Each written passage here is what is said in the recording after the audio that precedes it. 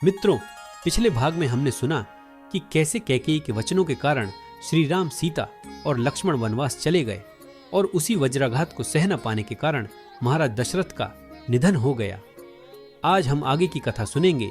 भरत का त्याग, उनका प्रेम और खड़ाऊ का राज तिलक। भरत और शत्रुघ्न उस समय अपने नाना के घर कैकेय देश में थे। जब वे अयोध्या लौटे तो देखा कि पूरी नगरी उदासी और शोक में डूबी हुई है। गली गली में लोग विलाप कर रहे थे। हर घर में मातम का माहौल था। भरत ने जब अपने गुरु वशिष्ठ और अन्य मंत्रियों से सारा प्रसंग जाना तो उनके हृदय पर मानो वज्रपात हो गया। वे बार बार रोकर कहते, हे प्रभु, यह मेरे जीवन का सबसे बड़ा पाप है कि मेरी माता कैकेयी के कारण मेरे भैया राम को वनवास भोगना पड़ रहा है। मैं तो इस राज्य को स्वीकार करने योग्य ही नहीं हूं। भरत क्रोध और दुख से भरे अपनी माता कैकेयी के कक्ष में पहुंचे। उन्होंने आंसुओं से भरी आंखों से कहा, माता, आपने यह क्या कर दिया? क्या आपको राज्य का लोभ इतना बढ़ गया कि आपने अपने पति को तोड़ दिया, मेरे आराध्य राम को वनवास भेज दिया और अयोध्या को विधवा बना दिया? माता, आप मेरी जननी अवश्य हैं, परंतु आज से मैं आपको अपनी माता नहीं मानता। मेरे लिए माता वही हैं जिन्होंने राम जैसे पुत्र को जन्म दिया है। कैकेयी भी भरत के कठोर वचनों से कांप उठी। उन्हें अपनी भूल का एहसास हुआ, परंतु अब कुछ बदल पाना संभव न था। भरत ने निश्चय किया कि वे वन जाकर राम को वापस लाएंगे।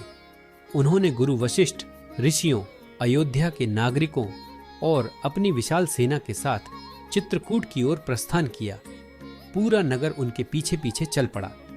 चित्रकूट में राम, लक्ष्मण और सीता साधारण कुटिया में तपस्वियों के समान जीवन व्यतीत कर रहे थे। भरत जैसे ही वहां पहुंचे, उन्होंने दौड़कर राम के चरण पकड़ लिए और रोते हुए बोले, भैया राम, यह राज्य मेरा नहीं, आपका है। आप अयोध्या लौट चलें और राजकाज संभालें। मैं आपके चरणों में अपना जीवन अर्पित कर दूंगा। राम ने भरत को गले लगाया और आंसू पोंछते हुए बोले, भरत, तुम मेरे प्राणों से भी प्रिय हो, परंतु यह वनवास पिता का आदेश है और पुत्र का धर्म है कि वह पिता की आज्ञा का पालन करे। यदि मैं आज लौट जाऊं तो सत्य और धर्म की मर्यादा टूट जाएगी। तुम्हें मेरा वचन है कि 14 वर्ष पूरे होने के बाद ही मैं अयोध्या लौटूंगा। भरत ने पुनः बहुत निवेदन किया, पर राम अपने संकल्प से अडिग रहे। तब भरत ने आंसुओं से भरे स्वर में कहा, भैया, यदि आप अयोध्या नहीं लौटते तो मैं यह राजपद स्वीकार नहीं करूंगा। मुझे आपकी खड़ाऊं दे दीजिए। आपकी वही खड़ाऊं हमारे लिए राजा होंगी और मैं केवल उनका सेवक बनकर राजकाज चलाऊंगा। राम ने अपनी खड़ाऊं उतारकर भरत को दी। भरत ने उन्हें अपने सिर पर रख लिया और प्रणाम किया। चित्रकूट से लौटकर भरत ने नंदीग्राम में एक साधारण कुटिया बनाई। वहीं सिंहासन पर राम की खड़ाऊं को स्थापित किया। स्वयं वे राजसी सुखों से दूर तपस्वी के समान जीवन जीते रहे। वे केवल राम के नाम से राजकाज चलाते और प्रजा को यह अनुभव कराते कि वास्तव में अयोध्या का राजा राम ही है। भरत 14 वर्षों तक नंगे पांव रहे। वे राजमहल में नहीं बल्कि कुटिया में रहते। वे हमेशा कठोर बिस्तर पर सोते और केवल फल मूल का आहार करते। उनकी हर सांस राम के नाम से जुड़ी रहती। अयोध्या की प्रजा भी भरत के इस त्याग और भक्ति को देखकर भाव विभोर हो जाती।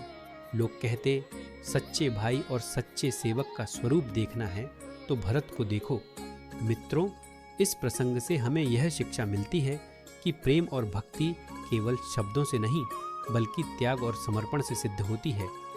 भरत ने स्वयं राजा बनने से इनकार कर दिया और 14 वर्षों तक राम की खड़ाऊं के माध्यम से राज्य चलाया। यह भाईचारे, धर्म पालन और मर्यादा की अद्वितीय मिसाल है जो युगों युगों तक स्मरणीय रहेगी। तो मित्रों, यह था रामायण कथा का 10वां भाग, भरत का त्याग और राम की खड़ाऊं का राज तिलक। अगले भाग में हम सुनेंगे पंचवटी में राम सीता का निवास और शूर्पणखा का आगमन, जो आगे चलकर सीता हरण की भूमिका बनेगा। धन्यवाद।